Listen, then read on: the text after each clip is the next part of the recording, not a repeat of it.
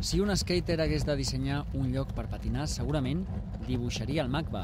La plaça dels Àngels s'ha convertit en un dels espais més populars del món pels patinadors. Bueno, porque tiene un poco de todo, tiene rampas, escaleras, tiene un buen suelo liso, que eso es difícil de encontrar un poco.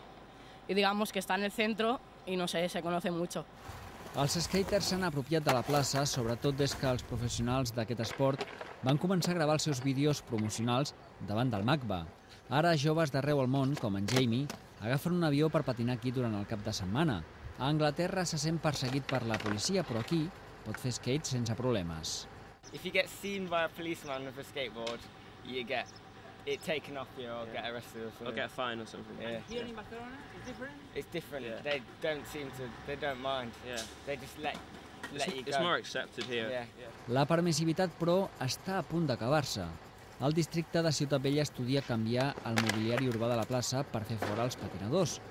Els responsables municipals diuen que cal recuperar aquest espai pels veïns, que ara se senten amenaçats pels patins. L'any passat la Guàrdia Urbana va posar prop de 300 multes per aquest motiu. Jo un dia estava allà sentada prenent el sol i un se li va escapar el patí i sort que un altre el va agafar a temps perquè si no em venia a l'esquena, que jo estava allà sentada. Sap greu, però és que és un perill. De veritat és un perill.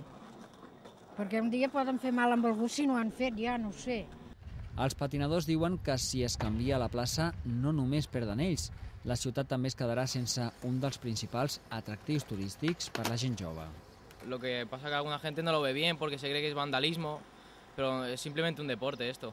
You wouldn't get that. You wouldn't get people from Sweden, Finland, all over Europe coming here to come skateboarding if you don't, like, a lot of the tourism will go down and there wouldn't be as much money for the city.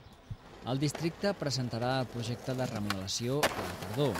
Els skaters diuen que, mentre les rodes llisquin, seguiran volant per la plaça.